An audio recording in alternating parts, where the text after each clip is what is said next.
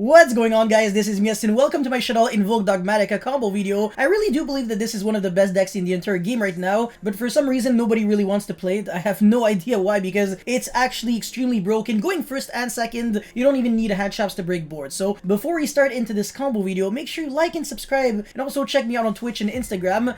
Both links will be in the description box below, and I will be doing a $100 giveaway on Instagram as soon as I get 1,000 followers, so make sure you are following me there. And now let's jump right into combo number 1. So Aleister and Ecclesia is already combo through Nibiru and ends on quite a lot of interruptions. You're going to see it's pretty nice. So yeah, secure Gardna, make activate Invocation, make Merkaba, recycle back the Aleister from the banished, and then special summon the Ecclesia, search the Maximus. So I think it is kind of reasonable to main deck Maximus right now because nobody's actually playing the cards from their extra deck like Entis, the Wind Pegasus, etc. And if your opponent Nibiru's you, since this is, I think, going to be summon number 6, and then this is summon number 5, you can just negate by either discarding the Aleister or the Nibiru. Really doesn't matter. Well, the Nibiru.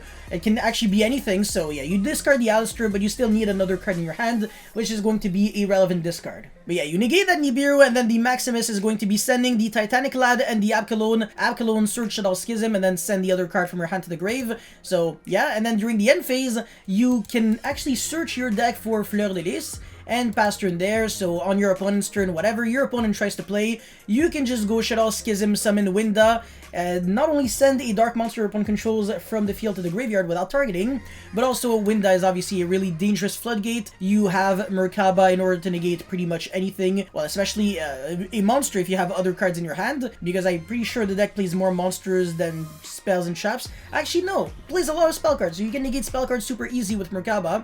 And of course, you have Fleur de Lis, which is a full monster negate. So pretty nice just with 2 cards through Nibiru. Now let's get into combo number 2. Alrighty, so for combo number 2, assuming that we have Aleister plus either Ecclesia or Fleur de Lis and Maximus, look at what we can do. It's actually really good because now we're actually not even going to be using the effect of Ecclesia, because if we do, yeah, sure, we get a search, but it's not going to be good for us because we won't be able to summon from the extra deck anymore. So by not doing that, we can actually make the Anaconda, so we don't have to go into the Secure Gardna step, which is really good because Secure Gardna cannot be used as a link material, and by doing that, we can actually link off the Aleister kind of in a way with the Secure Gardna obviously hitting the graveyard, so this Maximus is going to be able to summon itself, since we really do need a monster kind of from the extra deck in order to special summon the Maximus. So yeah, now you banish the El Mirage, and the Anaconda is going to trigger its effect first. The order is very important, otherwise the conflict is actually going to be really whack.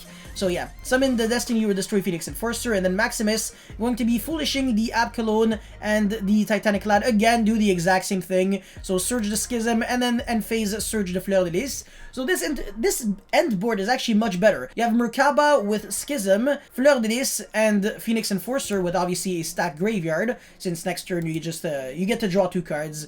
So yeah, very, very cool. Now let's get into combo number 3. Alright, now let's get into the really weird hand. So Aleister plus Shaddoll Dragon, Shaddoll Fusion, and Invocation. What can you actually do with this? It's actually not that bad. So you're gonna make Secure Gardna, then Shaddoll Fusion out of everything. So fuse both for Shaddoll Construct, and then you're going to be sending the Schism, and then Invocation, banish the Aleister and the Secure Gardna for Merkaba, recycle back Aleister from the hand, and now very specifically, use the effect of Aleister from the hand. This really does matter. You're going to see why. So yeah, boost the attack of Merkaba, even though that actually doesn't really matter. Make the Anaconda, recycle back Construct for the Schism, and then you're going to go for Invocation again. You could technically go for the Agoides, but whatever, just for the sake of this combo, I'm going to make Merkaba, and then pay 2,000 for Verte, and then summon your Phoenix Enforcer. So just like that, with a hand that didn't even have Ecclesia, or Maximus, or Nadira Servant, you were still able to search for that Shaddoll Schism, and of course you were able to end on Phoenix Enforcer and Merkaba. And the reason why I bought my own Anaconda was because I didn't want to have 2 Dark Attribute monsters on the field, because then I start losing to Super Poly, and to either Dragos Tapelia or Starving Venom. So I do recommend doing that if you actually can. So that's it for this combo. Let's jump into the next one. Alright, so this combo is also a pretty interesting one. So you have Aleister plus 2 Shaddoll monsters with different attributes, and not necessarily the best. I mean, Shaddoll Dragon, the reason why it's always in my examples is because it doesn't actually do anything to get you started. Like, it's not a plus one for you. It's only kind of a -1 for your opponent. And Ariel is also not the best in this situation. Like, Wendy kind of would have been better. So yeah, you can still do so much with this hand. It's actually really good. So search Invocation and then make El Mirage, then Invocation from the hand, not even from the graveyard. So summon the Abcalone. And now you're actually still going to be using the effect of Ariel to banish yourself. So your own Aleister, this is a play that a lot of people forget, but banishing your own cards could be actually pretty cool with Invocation, because then you get to recycle back the Aleister from your banished to your hand.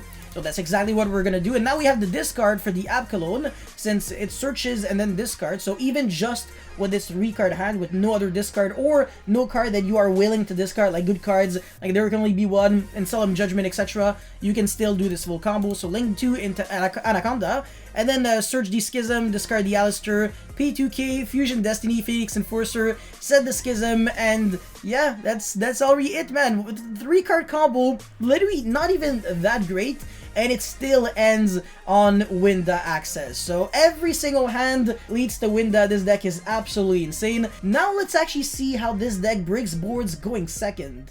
Alrighty, so now I'm going second against Sword Soul. 3 interruptions on turn 1. Sudden Shift, the Blackout. With Baroness and Chija, we have Meltdown, double Shaddoll Fusion. So obviously the second one doesn't actually do that much, but let's just say it wasn't a Shaddoll Fusion and it was just any card in Yu-Gi-Oh! That actually doesn't actually help you, because otherwise you could just bait out the Baroness with the first Shaddoll Fusion and then use another one. So whatever, let's just say that it wasn't a Shaddoll Fusion, so you go Meltdown, it gets negated. This is the first part of the fork. I'm also going to show you the iteration where the Meltdown does not get negated. Anyways, now the Shaddoll Fusion is going to resolve. You can make the Abcalone, make all your chain links, whatever, pop a few cards.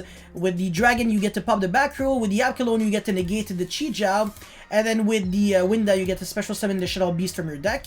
So that's actually really cool, because we already baited every single interruption in like 2 seconds. So our normal summon Ash, because it was the top deck, can make the Anaconda with the Abcalone, search the Shaddoll Schism. And I think you've seen the setup multiple times, but since your opponent loses attack, thanks to Phoenix Enforcer, you can actually jump over monsters that have kind of low attack. So that's really cool. And now you get to jump over everything and end on 2 interruptions. So the Phoenix Enforcer and the Schism into Winda. And that's the reason why this deck is so good, because not only do you break boards at the speed of light, but also you set up your own boards while you're doing it. Alright, so this is going to be, like I said, the other kind of way this combo can go, depending on what your opponent does. So this time the opponent does not negate the Meltdown, because we never know, maybe you have another Meltdown, maybe you hard drew the Aleister, so your opponent doesn't really want to look like a fool.